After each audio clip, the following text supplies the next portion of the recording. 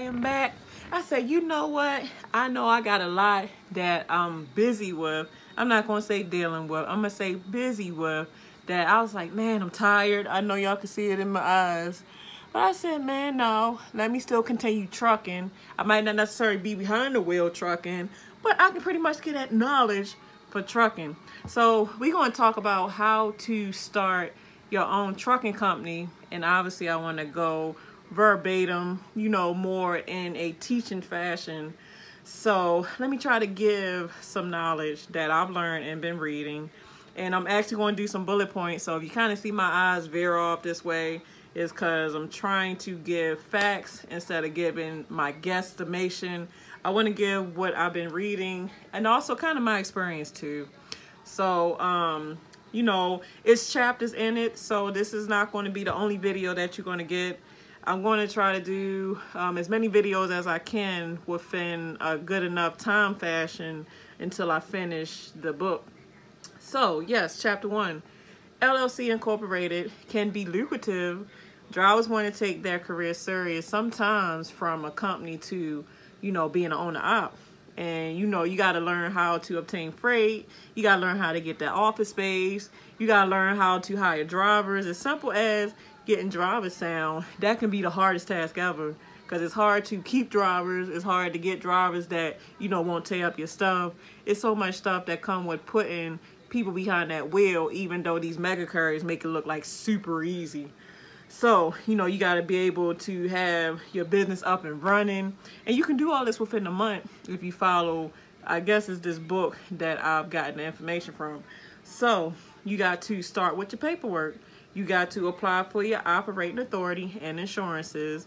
You need to apply, determine what type of freight you want to haul. You know, you got to get your operating authority, you know, that coincides with it. And then you got to fill out all the online forms needed to determine which regulations apply to you and your company. So you got to pay all fees necessary.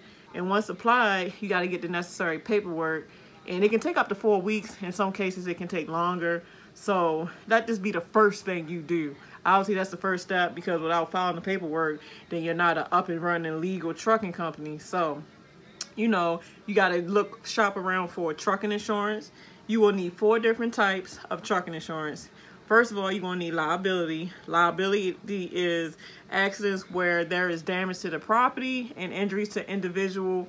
Truck driver is not covered though. So liability will cover people that get hurt, you know, or people that's just been something involving injuries of a person and property. Then you got workers' comp. Now, workers' comp does cover truck drivers. Basic medical coverages helps the drivers to get treatment after accident. And then you're going to need physical damage. That allows repair of your equipment in cases of accident when the other is not insured, or if they just decide to hit and run and you wasn't able to get their tags. There's all kind of reasons why you will need your insurance to cover your equipment. And then also cargo insurance. You know, that's for damages or theft of cargo. Can be a big cost. Size of the company matters, you know, what's the, let me see, what region you run, and shop around. So obviously, if you want to be spending your money, you know, the best practice, even if you go anywhere, the best practice is always to ask questions. So if you shopping around for insurances, it can be hard because you want to get an insurance that's going to do what they say they're going to do, and that's going to cover what they say they're going to cover. So question 1 is going to be, how long have you been in business? And then you want them to explain the terms and conditions. And then another thing too, if the trucking company is trying to charge you super cheap for the coverage, don't trust that. I mean, it's nice to be able to pay cheap if they everything they say they are. But if I was you, I would look them up on a Better Business Bureau website just to see that you getting either. I mean, I know it's going to be cheap, but you don't want to have to get, y'all know my situation right now. So you don't want to have to get in an accident and then this insurance is not going to cover you and you just up boo-boo creek, got to come out your pocket, and now your company is going bankrupt because this accident done bankrupt your company or you. So, yes. Yeah, so check the bed. I am back.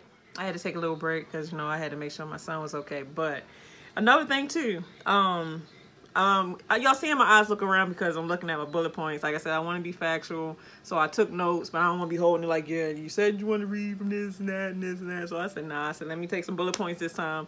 And this is actually the first video that I actually doing bullet points, trying to be professional. No cussing, guys. Y'all not gonna get one curse word on this video because this is strictly professional. I even got my glasses on trying to be professional. My hair look a mess, but I'm still trying. But yes, all right, so applying for your EIN number and company name. You gotta check with your local state, SCC, in your state to see if the name is available. And if it is available, you have to register it. And then some states require that you re-register the name of your company every 5 years.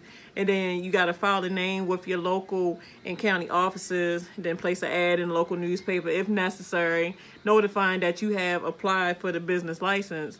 So you will own the name until you dissolve the company or sell it. Now, I know about that because, like I said, you know, a lot of times when you just getting your company off the ground and you not like sure of legal terms, business terms and all that stuff, you do things and it can kind of, not to say mess you up, but you'll look back and like, dang, I wish I shouldn't have did that.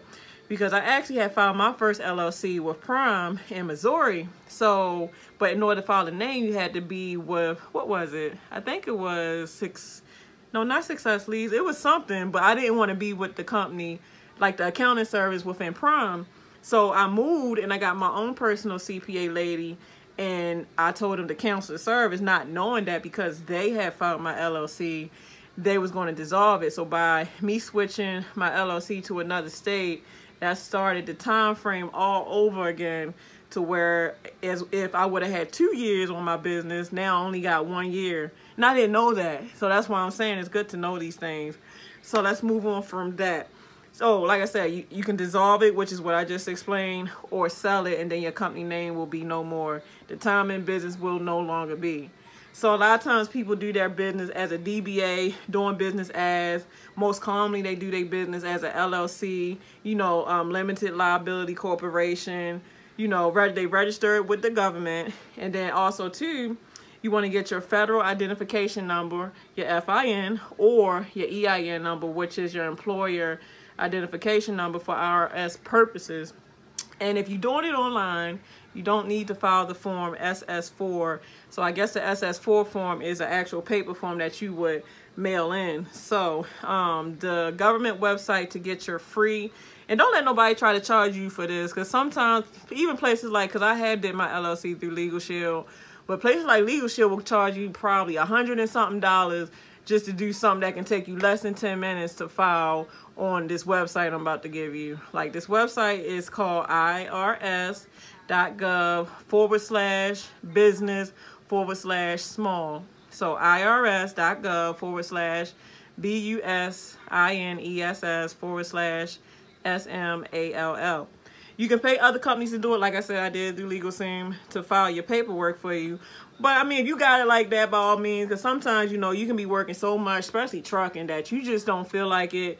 And if you're making pretty good money where you can pay LegalZoom or pay other places to file, then do your thing. But if you somebody that's just kind of frugal and you just budget really good, the way if you can just put it in your pocket, you do, you know, go through the IRS website first of all to file. I mean, you should file that anyway. The EIN is free. You should not have to pay for that. And your LLC, it's a little fee, but it charges more if you get somebody to do it for you. I think if you do it yourself with your LLC, it's like under $100 depending on what state you live in. But if you file it with some places like LegalZoom, like what I did, I believe I paid like $300 and something, close to $400 and something, I think. It was worth it though, because I was running my tail off the way. I was just too busy. I need to catch up on a lot of things. So I'm truly grateful, kinda, that I'm getting the downtime, because I can actually catch up on a lot of things that I know I'm behind on, especially with my kids and all this other stuff, paperwork, shoot, everything. Like, I really do got some catching up to do. So permits. When deciding what type of freight you want to haul, you know, having appropriate permits is definitely necessary. Most permits expire by the end of the year, December the 1st. And that is true, because I just got my permit book straight. You know, I mean, like coming here at USA, like it could be a pain because you truly learn how to be a true owner op. They not hold your hand with crap. You gonna learn how to run your business efficiently, and if you don't, you gonna pay for it. Ain't gonna be nobody's fault but yours. So make sure you stay in that permit book to see which alcohol permit expired, to see which IFTA sticker expired. Just a lot of times it be the alcohol permits that go like expired. So those be the main ones you be ended up printing out. And then of course you gotta get the IFTA sticker and the HUT sticker and all that stuff.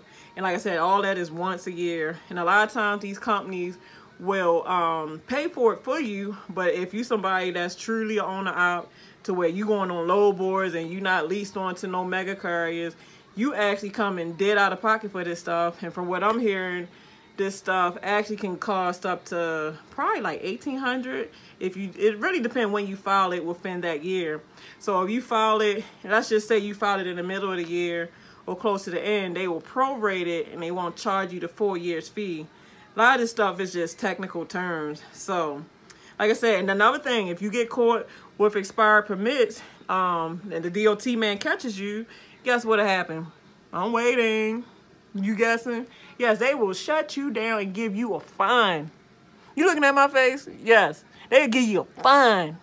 And if they give you a fine, they ain't gonna say, oh, you know, you can fight this in court. You know, you can schedule a court date and take it to court. No, you better come up with that money before you pull off, because you cannot take that truck until you pay Mr. DOT man whatever fine he decided to give you. And it seems like the way this trucking thing do, it probably gonna be a couple $1,000s. And they be trying to rob us, man. I tell you. But I'm just saying.